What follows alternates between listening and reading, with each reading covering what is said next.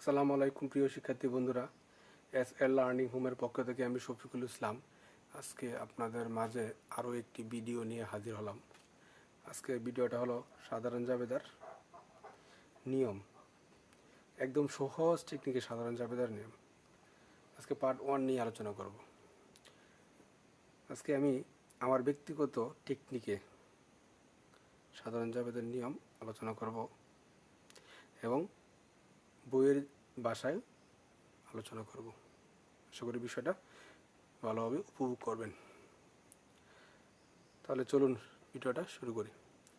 দেখেন এখানে কি লেখা আছে, যদি কোনো পণ্যদ্রব্য বা মাল ক্রয় করা হয় তবে ক্রয় হিসাব হবে ডেবিট। ভালোভাবে বুঝবেন, পণ্যদ্রব্য বা মাল যদি ক্রয় করি তাহলে আমরা চোখ বুঝে লিখে ফেলবেন ক্রয় হিসাব ডেবিট, এবং যেভাবে ক্রয় করি তা হবে ক্রেডিট। এখন বলতে পারেন যে যেভাবে বিষয়টা কি, ওই যে গত ভিডিওতে আমি আপনাদের মাঝে দেখিয়েছিলাম যে সাধারণ যে বেসিক যে আলোচনা করেছিলাম, ওই ওখানে লেখা ছিল যে ক্রয়ের ক্ষেত্রে আমরা কীভাবে একটা জিনিস ক্রয় করতে পারি এবং বিক্রয় করতে পারি সেখানে লেখা ছিল। এই যে দেখেন, আমরা 5ভাবে ক্রয় এবং বিক্রয় করতে পারি। এই যে কীভাবে, এই যে যেভাবে বিষয়টা হলো এটা নগদে, চেকে, ধারাবাকিতে, বিল এবং নোটসের, এবং এই যে 5ভাবে হলো যেভাবে। এই যেভাবে ক্রয় করা হবে তা হবে কি ক্রেডিট। এখন দেখেন একটা উদাহরণের মাধ্যমে বিষয়টা বুঝিয়ে দিতেছি। এখানে কাছে বাকিতে পণ্য ক্রয় করা হলো। এখন আমার প্রশ্ন হলো, আমরা কি পণ্য ক্রয় করছি? হ্যাঁ, অবশ্যই পণ্যদ্রব্য ক্রয় করছি। আর পণ্যদ্রব্য ক্রয় করার ফলে কি হবে? ক্রয় হিসাব হবে ডেবিট। দিলাম ক্রয় হিসাব কি ডেবিট। আচ্ছা, এখন প্রশ্ন হলো যেভাবে ক্রয় করা, আমরা কীভাবে ক্রয় করলাম? বাকিতে। বাকিতে ক্রয় করার ফলে কিসের সৃষ্টি হয় আমরা আগে জেনেছি। বাকিতে ক্রয়ের ক্ষেত্রে বাকিতে বা দাঁড়িয়ে থাকলে পাওনাদার বা প্রতি হিসাব, এটা কি চলতি দেয়। তাহলে কি হলো? বাকিতে ক্রয় করার ফলে পাওনাদার প্রতি হিসাব হলো ক্রেডিট। আশা করি বিষয়টা বুঝতে পেরেছেন। এখন দেখেন বইয়ের ভাষায় বোঝাই। এখন আমি আমার নিজস্ব টেকনিকে বোঝালাম, এখন বইয়ের ভাষায় বোঝেন। বইয়ের ভাষা বোঝেন কীভাবে হবে এটা। দেন ক্রয় করলে কি হয়? ক্রয় করলে সবসময় মনে রাখবেন, ক্রয় করলে হয় ব্যয়। কি হয়? ব্যয়। আমি এই যে এখানে দিয়েছিলাম যে পণ্য বা মাল ক্রয় করলে হবে কি ব্যয়, এবং বিক্রয় করলে কী হবে আয়। আচ্ছা, আমি যেহেতু ক্রয় করছি, পণ্য দ্রব্য ক্রয় করছি, তাহলে কি আমার ব্যয় বৃদ্ধি পেয়েছে। আর ব্যয় বৃদ্ধি পেলে কী হয়? ডেবিট হয় না ক্রেডিট হয়? ডেবিট হয়। সেই জন্যই ক্রয় হিসাব হলো ডেবিট। এবং কীভাবে ক্রয় করছি? বাকিতে ক্রয় করার ফলে কী হলো? মনে করেন আপনার বাকিতে একটা জিনিস, আপনার কাছে টাকা নেই, একটা জিনিস খুব জরুরি দরকার। এখন কী করবেন? সেটা আপনি বাকিতে ক্রয় করেন। আর বাকিতে ক্রয় করার ফলে কী হলো? আপনি ওই দোকানদারের কাছে কী হলেন? আপনি দায়ী থাকলেন। তখন আপনার দায় ভালো না কমলো? অবশ্যই দায় বৃদ্ধি পেলে। আর দায় বৃদ্ধি পেলে ডেবিট না ক্রেডিট? দায় বৃদ্ধি পেলে কী হবে? দায় বৃদ্ধি পেলে ক্রেডিট। আমরা এখানে দেখলাম যে দায় বৃদ্ধি পেলে কী হবে? ক্রেডিট। সেজন্য পাওনাদার প্রতি হিসাব ক্রেডিট, মানে এল বৃদ্ধি। পাওনাদার দায়টা আমরা কী দিয়ে প্রকাশ করি? লাইবিলিটিস দ্বারা। আর ক্রয় হিসাব কেন ডেবিট হয়েছে? ব্যয় বৃদ্ধি হয়েছে, এই জন্য ক্রয় হিসাব ডেবিট। আর যদি হ্রাস বৃদ্ধি হিসাবে কি, হিসাব করে লেনদেনের যদি উপাদানগুলো সব সেটা আমাদের লিখি, তাহলে কী হবে? ব্যয় বৃদ্ধি পেলে মূলধনটা হ্রাস পাবে, আর মূলধন হ্রাস পেলে ডেবিট হয়, সেজন্য ওই হ্রাস। আচ্ছা, এরপরে দেখেন চেকের মধ্যে পণ্য ক্রয়। এটা আমার যে টেকনিক, এই টেকনিকে আগে দেখেন চেকের মধ্যে পণ্য ক্রয়। অনেক কী লেখা ছিল, যদি কোনো পণ্যদ্রব্য ক্রয় করা হয় তবে ক্রয় হিসাব ডেবিট। তাহলে আমি পণ্যদ্রব্য ক্রয় করছি, তাহলে আমাদের কী লিখতে হবে? ক্রয় হিসাব ডেবিট। লিখলাম ক্রয় হিসাব ডেবিট। এবং দ্বিতীয় প্রশ্ন কি, যেভাবে ক্রয় করলাম, আমি কীভাবে ক্রয় করলাম? চেকের মধ্যে। আর ক্রয়ের সময় চেক থাকলে কী হয়? আমরা আগে দেখেছি, ক্রয়ের সময় চেক থাকলে কী হয়? ব্যাংক হিসাব। ক্রয়ের সময় চেক থাকলে কী হয়? ব্যাংক হিসাব, যা চলতি সম্পদ। তাহলে যেভাবে ক্রয় করলে তা হবে ক্রেডিট। কীভাবে ক্রয় করছে? চেকের মধ্যে, এলাকে ব্যাংক হিসাব ক্রেডিট। আচ্ছা, এরপরে দেখেন বইয়ের ভাষা দেখেন। ক্রয় করার ফলে কী হলো? আয় হলো না ব্যয় হলো? ব্যয় বৃদ্ধি পেল। ক্রয় করার ফলে ব্যয় বৃদ্ধি পেল। আয় ব্যয় বৃদ্ধি পেলে ডেবিট না ক্রেডিট? ব্যয় বৃদ্ধি পেলে অবশ্যই ডেবিট। আর ব্যয় বৃদ্ধি পেলে ডেবিট, সেজন্য ডেবিট হয়েছে। আর ব্যয় বৃদ্ধি পেলে মূলধন হ্রাস পায় না বৃদ্ধি পায়? মূলধন হ্রাস পায়, সেজন্য ওই হ্রাস। আচ্ছা, আমি যে ক্রয় করলাম, এখন যদি আমার কাছে নগদ টাকা না থাকে তখন আমি কী করবো, হয়তো বাকিতে কিনবো, নয়তো আমি বিলের মাধ্যমে, নয়তো চেকে, নয়তো নোটসের মধ্যে ক্রয় করবো। তো আমি যেহেতু চেকের মধ্যে ক্রয় করলাম, ওই ব্যক্তি যখন চেকটা ভাঙাবে তখন কী হবে, আমার অ্যাকাউন্টে টাকা কমবে না বাড়বে? অবশ্যই আমার অ্যাকাউন্টে টাকা কমবে যাবে। আর আমার অ্যাকাউন্টটা কি একটা সম্পদ, আর সম্পদ তখন কমবে না বাড়বে? অবশ্যই সম্পদ কমবে। সম্পদ কমলে কী হয়, ডেবিট না ক্রেডিট? সম্পদ হ্রাস পেলে কী হয়, ক্রেডিট। সেজন্য ব্যাংক হিসাব ক্রেডিট। আর সম্পদ কী দিয়ে প্রকাশ করি, অ্যাসেটস এদে, সেজন্য হ্রাস পেয়েছে। এরপরে দেখেন বিলের মাধ্যমে পণ্য ক্রয় করা হলো। কিসের মাধ্যমে? বিলের মাধ্যমে ক্রয় করা হলো। পণ্য ক্রয় করছি, পণ্য ক্রয় করা হলে কী হলো, ক্রয় হিসাব ডেবিট দিলাম, ক্রয় হিসাব ডেবিট। কিসের মাধ্যমে ক্রয় করলাম, যেভাবে ক্রয় করলাম, কীভাবে ক্রয় করলাম, বিলের মাধ্যমে। বিলের মধ্যে ক্রয়ের সময় বিল থাকলে কী হয়, মনে আছে? ক্রয়ের সময় বিল থাকলে কী হয়, প্রদেয় বিল, যা কি চলতি দেয়, সেজন্য প্রদেয় বিল হিসাব ক্রেডিট। আচ্ছা, ক্রয় করলাম, এখন বইয়ের পাশে বোঝেন, ক্রয় করলে কী হয়, ব্যয় বৃদ্ধি পেলে ডেবিট না ক্রেডিট, ডেবিট। আর ব্যয় বৃদ্ধি পেলে কি, মূলধন হ্রাস পায়, সেজন্য ওই হ্রাস। প্রদেয় বিল, দায়, প্রদেয় বিলের মধ্যে ক্রয় করলাম, প্রদেয় বিল মানে একটা দায়। তো বিলের মধ্যে ক্রয় করা হলে আমার দায় বৃদ্ধি পেল না হ্রাস পেল, দায় বৃদ্ধি পেল, সেজন্য প্রদেয় বিল হিসাব ক্রেডিট। আর দায় কী দিয়ে প্রকাশ করি, এল বৃদ্ধি পেল, সেজন্য এল বৃদ্ধি। আশা করি বিষয়টা বুঝতে পেরেছেন। আরও একটা উদাহরণের মাধ্যমে আরও একটু ক্লিয়ার করতেছি। এখানে দেখেন দেখা যাচ্ছে নোটসের মধ্যে পণ্য ক্রয় করলো।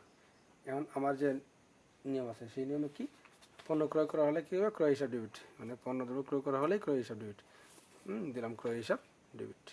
এবং যেভাবে ক্রয় করা হবে, কীভাবে ক্রয় করলাম, নোটসের মাধ্যমে, সেজন্য প্রদেয় নোটস। ক্রয়ের সময় নোটস থাকলে কী হয়, প্রদেয় নোটস, সেজন্য প্রদেয় নোটস হিসাব ক্রেডিট। আচ্ছা, এখন বইয়ের বাসায় বোঝেন, পণ্য ক্রয় করছি, আয় হয় না ব্যয় হয়েছে, অবশ্যই ব্যয় বৃদ্ধি পেয়েছে। ব্যয় বৃদ্ধি পেলে ডেবিট না ক্রেডিট, ব্যয় বৃদ্ধি পেলে ডেবিট, সেজন্য। আর ব্যয় বৃদ্ধি পেলে মূলধন কমে না পারে, মূলধন কমে, সেজন্য ওই হ্রাস। আর প্রদেয় নোটসের মাধ্যমে ক্রয় করলাম, নোটসের মাধ্যমে ক্রয় করলে দায় বৃদ্ধি পেল না হ্রাস পেল, অবশ্যই দায় বৃদ্ধি পেল। আর দায় বৃদ্ধি পেলে ডেবিট না ক্রেডিট, ক্রেডিট। দায় বৃদ্ধি পেলে অবশ্যই ক্রেডিট, সেজন্য এল বৃদ্ধি, মানে লাইবিলিটিস বৃদ্ধি। আচ্ছা, এরপরে দেখেন একটা উদাহরণ দেখেন, নাহিমের কাছ থেকে 10% বাট্টায় পণ্য ক্রয় করে, যার নগদে 30%, নগদে চেকে 30% এবং পরিশোধ করা হলো। আমি নাহিমের কাছ থেকে 10% বাট্টায়, এই বাট্টাটা কী বাট্টা, নাহিমের কাছে 10% বাট্টায় পণ্য ক্রয়ের সময় বাট্টা, তার মানে কী বাট্টা, আমরা আগে দেখেছি ক্রয়ের সময় বাট্টা থাকলে কী হয়, কারবারি বাট্টা। ক্রয়ের সময় বাট্টা থাকলে কী হয়, কারবারি বাট্টা। যে ক্রয় এবং বিক্রয়ের সময় যে বাট্টা হয় সেটা কি, কারবারি বাট্টা। আর এই কারবারি বাট্টা কি কখনো ব্যবসার অন্তর্ভুক্ত হয় না। এই 10,000 টাকায় 10% করতে হবে, করে যে টাকাটা হবে সেটা মনে মনে বিক করে অবশিষ্ট টাকার উপর হিসাব করতে হবে। 10,000 টাকা 10% করলে 1,000 টাকা, 1,000 টাকা বাদ, অবশিষ্ট 9,000 টাকা আমি ক্রয় করলাম। এখন প্রশ্ন হলো আমি কীভাবে ক্রয় করলাম, নাইমের কাছ থেকে 10,000 টাকা, 9,000 টাকা ক্রয় করলাম। এই 9,000 টাকা ক্রয় করার ফলে আমার কি, তাকে টাকা অবশ্যই দিতে হবে। তাকে কী করলাম, 30%, এই 9,000 টাকা 30% প্রদান করলাম নগদে, 30% দিলাম চেকে। আরও অবশিষ্ট কত রইল, 40%। আর এই 40% কি, বাকিতে। বাকিতে ক্রয় করলে কি হয়, পাওনাদার। আচ্ছা, এখন প্রশ্ন, আমার যে নিজস্ব টেকনিকে সেখানে দেখেন কী লেখা ছিল, যে যদি কোনো পণ্যদ্রব্য ক্রয় করা হয় তাহলে ক্রয় হিসাব ডেবিট, তাহলে ক্রয় হিসাব ডেবিট লিখলাম, 9,000 টাকা ক্রয় হিসাব ডেবিটটা আছে। এখন প্রশ্ন, কীভাবে ক্রয় করছি, নগদে, চেকে এবং বাকিতে। বাকিতে কোথায়, কারণ এখানে আমি 60% পরিশোধ করছি, আরও 40% পরিশোধ করি নাই, অবশিষ্ট টাকাটা বাকি রয়েছে, সেজন্য এই 40% কি, বাকি। আচ্ছা, তাহলে বাকিতে যেভাবে ক্রয় করা হবে তাহলে ক্রেডিট, ঠিক আছে। তো নগদে ক্রয় করছি, নগদে হিসাব ক্রেডিট, চেকে পরিশোধ করছি, ব্যাংক হিসাব ক্রেডিট, আর অবশিষ্ট টাকা বাকি রয়েছে, সেজন্য পাওনাদার বা প্রতি হিসাব বা নাইম হিসাব ক্রেডিট। আচ্ছা, এখন বইয়ের পাশে দেখেন, ক্রয় করার ফলে কী হলো, ব্যয় বৃদ্ধি পেল না হ্রাস পেল, অবশ্যই ব্যয় বৃদ্ধি পেল। আর ব্যয় বৃদ্ধি পেলে কী, ডেবিট না ক্রেডিট, অবশ্যই ক্রেডিট, সেজন্য ক্রয় হিসাব ডেবিট।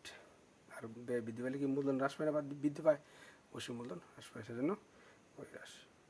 এবং ক্রয় করার ফলে আমি নগদ টাকা পরিশোধ করলাম, পরিশোধ করার ফলে আমার নগদ টাকা কমলো না বাড়লো, অবশ্যই কমলো। আর নগদ টাকাটা কি একটা সম্পদ, সম্পদ বৃদ্ধি পাইলো না হ্রাস পাইলো, সম্পদ হ্রাস পাইলো। সম্পদ হ্রাস পাইলে ডেবিট না ক্রেডিট, অবশ্যই ক্রেডিট, সেজন্য হ্রাস। এরপরে আর অবশিষ্ট 30% কীভাবে দিলাম, চেকে পরিশোধ করলাম। চেকে পরিশোধ করার পরে কী হলো, আর ব্যাংকের অ্যাকাউন্ট সম্পদ কমবে না বাড়বে? অবশ্যই কমবে। আর ব্যাংকের অ্যাকাউন্টটা কি একটা সম্পদ, সম্পদ ক্রয় হ্রাস পেল, সেজন্য ব্যাংক হিসাব ক্রেডিট বা এ হ্রাস। আর অবশিষ্ট 40% কী রইল, 40% বকেয়া রইল, মানে বাকি রইল, এই টাকাটা আমি পরিশোধ করে নাই, সেজন্য কি আমার দায় বৃদ্ধি পেল না হ্রাস পেল? দায় বৃদ্ধি পেল। দায় বৃদ্ধি পেলে ডেবিট না ক্রেডিট?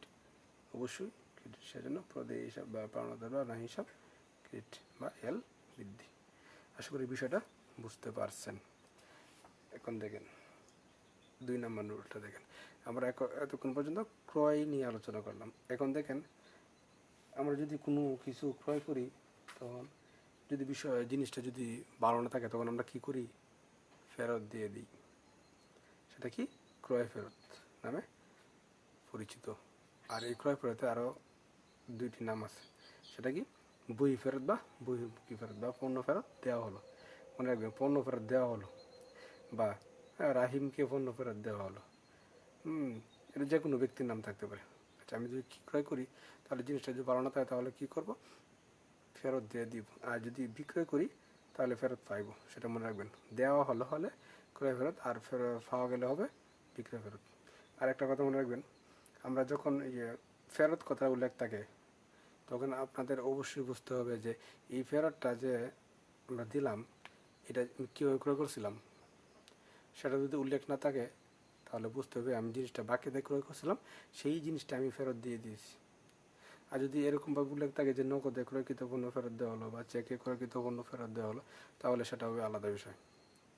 আর যদি উল্লেখ না থাকে, তাহলে কী হবে? মনে করতে হবে যেটা বাকিতে ক্রয় করেছিলাম সেটা ফেরত দিয়েছি। ঠিক আছে? এখানে দেখেন ক্রয় ফেরত, বই ফেরত, বহির্মুখী ফেরত, পণ্য ফেরত দেওয়া হলো, রাহিমকে পণ্য ফেরত দেওয়া হলো। এগুলো থাকলে পাওনাদার বা প্রতি হিসাব ডেবিট, এবং ক্রয় ফেরত, বই ফেরত, বহির্মুখী ফেরত, এটা যেটাই থাকুক না কেন, তা হবে কি ক্রেডিট। যেমন পণ্য ফেরত দেওয়া হলো, যাবে তবে পাওনাদার হিসাব ডেবিট বা প্রতি হিসাব ডেবিট, এটা আমার নিজস্ব টেকনিকে। এবং ক্রয় ফেরত হিসাব ক্রেডিট।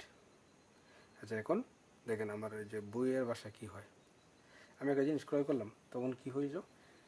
ব্যয় বৃদ্ধি পেল। না, ব্যয় বৃদ্ধি পেলে ডেবিট না ক্রেডিট? অবশ্যই ডেবিট। কীভাবে ক্রয় করছিলাম? বাকিতে ক্রয় করলে কি দায় বৃদ্ধি পেলো, এটাকে পাওনাদার হিসাব ক্রেডিট হলো। এখন যদি আমি জিনিসটা যদি মনে করেন ভালো না, তখন কী করব? জিনিসটা আমি দোকানদারকে ফেরত দেব। তখন আমার কি ব্যয় যে বাড়ছিল সেটা কি বাড়বে না কমবে? অবশ্যই ব্যয়টা তখন হ্রাস পাবে। আর ব্যয় হ্রাস পেলে ডেবিট না ক্রেডিট? অবশ্যই ক্রেডিট। সেজন্য পাওনাদার হিসাব ক্রেডিট। আর আমি যে বাকিতে ক্রয় করছিলাম, তখন কি আমি দোকানদার কাছে দায়ী আছিলাম? এখন যদি আমি জিনিসটা দিয়ে দিই, তাহলে কী হবে? আমি কি দোকানদার কাছে দায়ী থাকবো না থাকবো না? দায়ী থাকবো না। সেজন্য কি আমার পাওনাদার দায়টা কমবে না বৃদ্ধি হবে? অবশ্যই দায়টা কমবে। সেজন্য পাওনাদার হিসাব ডেবিট, এল হ্রাস। আশা করি বিষয়টা বুঝতে পারছেন।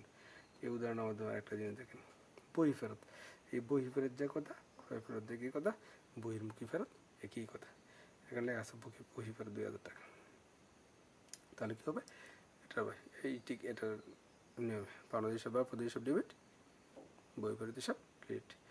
আর একটা কথা, এখানে যদি লেখা থাকতো পণ্য ফেরত দেওয়া হলো, এই কথাটা না লিখে যদি লেখা থাকতো যে নগদে ক্রয়কৃত পণ্য ফেরত দেওয়া হলো বা চেকে ক্রয়কৃত পণ্য ফেরত দেওয়া হলো, তখন কি হইল? তখন আমাদের এখানে পাওনাদার বা প্রতি হিসাব হইল না। তখন কি হইল? নগদে থাকলে নগদান হিসাব, এবং যদি চেকে থাকতো তাহলে ব্যাংক হিসাব ডেবিট, এবং ক্রয় বিরোধ হিসাব ক্রেডিট। সেটা কী হবে? লেখা আছে নগদে ক্রয়কৃত পণ্য ফেরত দেওয়া হলো। আমি নগদে একটা জিনিস ক্রয় করলাম, তখন কী হলো? ক্রয় হিসাব ডেবিট, নগদ হিসাব ক্রেডিট। এখন জিনিসটা যদি ভালো না থাকে, তখন কী করবো? আমি জিনিসটা ফেরত দিয়ে দেবো। আর এই ফেরত দেওয়ার ফলে কী হবে? আমার ব্যয়টা হ্রাস পাবে। সেজন্য কি ক্রয় ফেরত হবে? ক্রেডিট। ক্রয় ফেরত কী হবে? ক্রেডিট। আর জিনিসটা ফেরত দেওয়ার ফলে আর কী হবে? আমার দোকানদারের কাছে আমি টাকাটা কী করব? নিয়ে নিব। তখন কি আমার যে হাতের সম্পদ বা নাতে নগদ, তখন বৃদ্ধি পাইবে না হ্রাস পাবে? অবশ্যই আমার তখন নগদ টাকাটা বৃদ্ধি পাবে। আর নগদ টাকাটা কী সম্পদ বৃদ্ধি পেলে অবশ্যই ডেবিট। তখন কী হবে? পাওনাদার না হয় কী হবে? নগদান হিসাব। ঠিক আছে? আশা করি বিষয়টা বুঝতে পারছেন। যদি নগদে ক্রয়কৃত পণ্য ফেরত দেওয়া হয়, তাহলে হবে। আর যদি লেখা থাকে চেকে ক্রয়কৃত পণ্য ফেরত দেওয়া হলে, তাহলে ব্যাংক হিসাব ডেবিট, ক্রয় ফেরত হিসাব ক্রেডিট। আশা করি বিষয়টা বুঝতে পারছেন। তো প্রিয় শিক্ষার্থী বন্ধুরা, এতক্ষণ আমি আপনাদের মাঝে যে জাবেদার যে পার্ট 1 জাবেদার যে নিয়ম পার্ট 1 নিয়ে আলোচনা করলাম। যদি এই বিষয়টা আপনারা একটু হলেও বুঝে থাকেন, হ্যাঁ, বা না বোঝেন, তাহলে আপনারা কী করবেন, ভিডিওটা বারবার দেখবেন। আশা করি কিছু না কিছু বুঝতে পারবেন। আর যদি বুঝে থাকেন বা মনে করেন যে ভিডিওটা আপনাদের কাছে ভালো লাগছে, তাহলে অবশ্যই এই চ্যানেলটা সাবস্ক্রাইব এবং লাইক কমেন্ট শেয়ার করে দিবেন, যাতে পরবর্তী ভিডিও আপলোড করার সঙ্গে সঙ্গে সেটা আপনাদের মাঝে নোটিফিকেশন চলে যায়। তো সেই পর্যন্ত ভালো থাকেন। আল্লাহ হাফেজ। আসসালামু আলাইকুম।